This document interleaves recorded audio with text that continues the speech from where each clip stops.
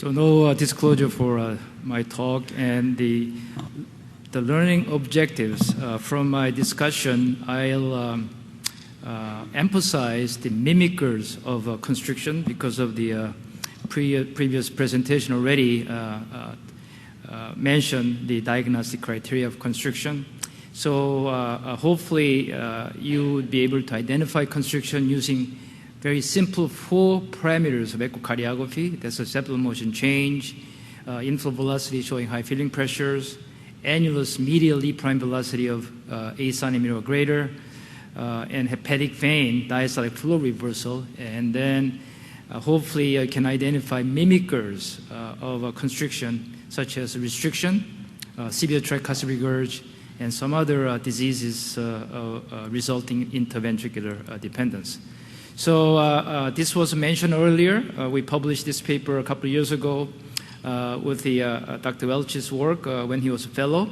And we felt that looking at our hundreds of patients of the echocardiography who did the constrictive evaluation, if you see the septal motion abnormality of interventricular dependence, restrictive mitral inflow velocity, and medial E prime velocity of 8 centimeter per second or greater, and hepatic vein flow reversal, we know this is expiration because forward flow velocity is decreased. If you have that, all 4 of them, you should be able to diagnose constriction in almost all patients in our experience. And the reason for that is that constriction hemodynamics are quite unique. One is the dissociation between intrathoracic pressure and intracardiac pressures, and interventricular dependence is the second mechanism. As you can see here with the simultaneous LV pressure tracing and the pulmonary capillary wedge pressure tracing with mitral inflow velocity, you can see that with inspiration, intrathoracic pressure falls so that the pulmonary capillary wedge pressure falls with really no significant change in the intracardiac pressure, because the pericardium, which is scarred and thickened, does not transmit those pressure change, so that the driving pressure gradient with inspiration decreases with the inspiration, and mitral inflow velocity decreases here, and expiration is a completely opposite. So what about the interventricular dependence? If I show you this animation, the blue line shows the intracardiac pressure, and purple shows the intrathoracic pressure using the pulmonary capillary wedge pressure. And with inspiration, again, intrathoracic pressure, wedge pressure falls with a minimal change in the intracardiac pressure, so that driving pressure gradient to the left decreases, so the septum moves to the left, allowing more blood into the right ventricle, so that if you do Doppler echocardiography, pulmonary venous flow velocity, mitral inflow velocity on the left, that decreases with inspiration, and tricuspid inflow will increase, and then hepatic venous flow velocity will be all forward, not much of a reversal flow. With expiration, with the increase in intrathoracic pressure, with no significant change in the heart pressure, you increase the filling gradient to the left, push the septum to the right, less filling to the right, and you're going to see the completely opposite velocity, the higher increase on the left, and then decrease in the tricuspid valve, and then forward flow velocity is decreased with a significant flow reversal back into the hepatic vein with expiration. So that's why we get those respiratory variations in patients with a constriction. And the other important thing is the tissue Doppler. This was initially described by Dr. Garcia in Cleveland, but we modified it some more. That if you look at that E prime velocity from the medial, although Dr. Garcia showed it from the lateral E prime velocity, E prime velocity actually represent the myocardial relaxation, and then normally you see the E prime velocity is more than 10 centimeter per second, and the lateral E prime is usually 20 to 50% higher at about 15 centimeter per second. So this is a very good relaxation of the heart. The annulus moving back and forth, sucking the blood into the ventricle from the atrium. You can see the big, nice flow. Myocardial disease, whether it's a restriction or amyloid or hypertrophic cardiomyopathy, ischemic cardiomyopathy, cardiomyopathy, any heart disease involving myocardium, relaxation is reduced, so the E prime velocity is reduced, usually less than 5 centimeters per second. In this case, it's only 3 centimeters per second in the medial, but still E prime from the lateral is higher than the medial. But in constriction, because of the tethering of the pericardium, there's really no lateral motion of the heart. So most of the filling occurs with the longitudinal motion of the annulus, so that this E prime velocity, especially from the medial, is exaggerated, is an increase, usually higher than 8 or 9, 10 centimeters per second. And the lateral E prime velocity is actually tethered and reduced. And we call that as an annulus reversus, meaning E prime velocity from the lateral annulus is lower than the medial E prime. Not 100%, but almost 80 to 90% of time. So we use these parameters to diagnose constriction. So if I summarize how we can distinguish myocardial disease from the constrictive pericarditis is that in both conditions, their filling pressure is elevated so that IVS is dilated, and then mitral inflow velocity should show that high filling pressures. And after that, whether it's a myocardial or pericardial, the first thing you do is a 2D echocardiogram, and you're going to see the septal motion change like this. Septum moves to the left with inspiration, to the right with expiration. You have to consider constrictive pericarditis because this is the most sensitive marker for constriction. And then after that, you go to the medial E prime velocity, more than 8 centimeters per second constriction, less than 6 centimeters will be a restrictive cardiomyopathy, and maybe a concomitant or mixed disease, maybe between 6 and 8 centimeters per second. And if you want to be really sure, most specific sign is the hepatic venous flow velocity with expiration, as you see over here. So with that algorithm, I can show you if you do good technique of echocardiogram, you should be able to get the most of constriction diagnosed by echocardiography. So let's use this algorithm for the next few cases then. Let me just go here.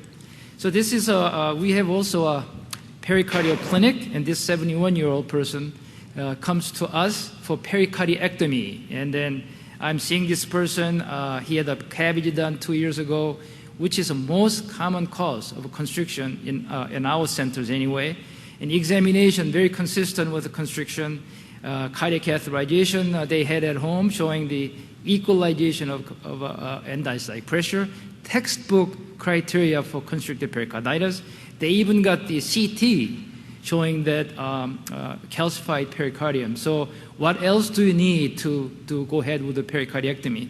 So when I look at him and then look at echocardiogram, it says mitral inflow velocity is restrictive, which is okay because the 20 to 30% of patients with constriction may not have respiratory aeration. So this is okay for constriction, but E prime velocity is only 5 centimeters per second. You cannot have constriction with an E prime velocity of 5 centimeters per second. Maybe 7, maybe 8, not 5. So what do you do? I think in this case, we went ahead with the cardiac MR, thinking this is cardiac amyloid and has thick walls and typical cardiac amyloidosis. So it's quite a mimicker. We see patients not infrequently that the amyloid or restriction diagnoses constriction. And actually, this patient is lucky because he came with no surgery performed. We have seen few patients already surgery done, and they didn't find any constriction. Turned out to be cardiac amyloid. So if you move to the next case, this is a hemodynamic tracing of the restriction and constriction. They are similar, equalization of pressures, but the restriction has a concordant change here, whereas the constriction has a discordant change from systole, RV, and LV. So this is a 27-year-old with the flu-like symptoms, the persistent problems with the palpitation, showing echocardiography showing a lot of effusion there, treated with the NSAID and colchicine, still having problems, and had a pericardial window, a small cut in the pericardium, still having trouble. still having trouble with the fatigue, and you can see the examination shows the typical Kusumo sign, and developed the right upper quadrant pain and fatigue, and they found some gallbladder problem, tried to do cholecystectomy, and the father said, no, it's got to be something strange there that you got to go to the pericardial disease clinic. At our clinic and came, and then this is a echo findings. Just see this. Our sonographers identified constriction right away from this echocardiography. Dilated IVC, septal motion change. M-mode is very fantastic, as you see over here. And Doppler showing the restrictive marginal inflow. E prime velocity 15. And then this is hepatic venous flow velocity, the diastolic flow reversal, which is beautiful that based on that, we do a pericardiectomy. And we now do a cardiac cath. It's about 20% of the patients who undergo pericardiectomy because our surgeons now trust echocardiography for diagnosis of a constriction. Another 27-year-old, about the same time, came in short of breath, and almost same echocardiography. Look at this, septal motion goes to the left with inspiration, out to the right with expiration, and then a normal EF, and then we thought patient has constriction, and then look at the inflow velocity, respiratory variation, E prime velocity is 10, constriction, right? But the E prime velocity 10 is normal for young person. You can have a 15. So what you have to really look at is the IVC. IVC is collapsing, and the hepatic venous flow velocity is very augmented with inspiration. This is a case of a patient with augmented respiratory effort, and she was having asthmatic attack. That anybody who has a pulsus paradoxus, they can have the same finding as a constrictive pericarditis, and you should not be confused. So when that situation occurs, you have to go to the superior vena cava flow velocities, and then COPD, sleep apnea, obesity, asthmatic patients, you have a significant flow augmentation with inspiration, whereas a constriction, you do not have any changes at all with the systolic flow velocities, and that's how we separate COPD from the constrictive pericarditis. 72-year-old patients came to us, pericardiectomy, significant right heart failure with the JVPs elevated here, and then RVs dilated, some septal motion change. What do you think about this with hepatic venous flow velocities? Just take a look at that. We look at that, which is a systolic flow reversal, not diastolic flow reversal. What does this patient have? Tricuspid regurgitation, right? They missed this torrential TR because TR can be torrential with a laminar flow. When someone has a incomplete coaptation, this flow can be quite laminar, and then we've seen many, not many, but not infrequent cases of the severe TR missed as a constriction, and this patient actually came here for us to do a pericardiectomy. You can see that flow, typical severe TR velocities with a severe tricuspid regurg, mimicker of a constrictive pericarditis. What about the next patient? It's interesting. Patient came for the tricuspid regurgitation repair, severe TR, the other way. Now when I look at hepatic vein, no systolic flow reversal. It's all diastolic flow reversal. But, well, you know, it says it's kind of interesting. So what should he do? Go to other parameters. When you go to that, medial is a 12 centimeter per second, lateral E prime is 9 centimeter per second with a typical annulus reversus. This is a patient with simultaneous severe TR and constriction, and if we send this patient to our surgeon with a severe TR and they found the constriction, they're going to kill us. So this is a very nice way to use this annulus reversus in the presence of severe tricuspid regurgitation. And so hepatic vein is a key. I want you to do in everyone. It's not that hard, as Dr. Zai mentioned, that it can be hard, but if you keep doing it, I think there's a lot of information is really there. The flow reversal with expiration constriction, flow reversal with inspiration with a myocardial disease, and systolic flow reversal with a severe tricuspid regurgitation. And this is interesting person.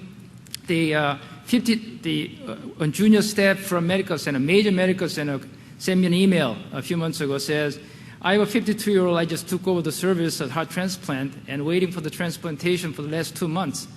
Got echo cath, MR, everything done for 2 months, and now he's waiting. But when I look at his report and then look at the echocardiography, and I read your article, his E prime velocity is 20 centimeters per second. How can this person have restrictions? I said, I think you're exactly right. I think just based on 3, interventricular dependence, flow reversal in hepatic vein, and then tissue Doppler 20 centimeters per second, that's all she sent me in an email. We think we can diagnose constriction based on these 3 strips, and you should go back to your team and then discuss. She called me up next day, very saddened that she was going to do that, and then donor heart was available. They went ahead and operated and transplant, and she sent me this pathology report showing constriction rather than restricted cardiomyopathy. So I'm trying to say this happens, that people get confused, constriction and restriction, and surgeon wouldn't understand when they say E prime is 20, you should not do transplant, and we have to really educate many people to do that. Lastly, another case that came for aortic, I spent some time in valve clinic also showing this patient for the aortic valve replacement. Low flow, severe AS, low gradient, normal EF. But when I look at the his mitral inflow velocity, restrictive, E prime is only is 9 centimeters per second, which is not possible for severe AS. It's a myocardial disease, should be 5 or 6 centimeters per second. And even then lateral is only 6. It has to be something fishy there. And this patient is a radiation heart disease. And then we confirm that looking at the hepatic flow velocity or reversal with expiration. This patient has a concomitant severe aortic valve stenosis and constrictive pericarditis. So I was trying to show you, ladies and gentlemen, that you can really diagnose constriction by these 4 simple parameters. You really should not miss constriction. If you have any question, you just send me an email with those few strips. We can diagnose that over the email, and should not misdiagnose constriction on the patients with the restriction, severe TR, and even asthmatic patients if you don't understand the underlying pathology and hemodynamics of constriction. So thank you very much. Thanks, Jay. That was great. May I invite the speakers up for the Q&A?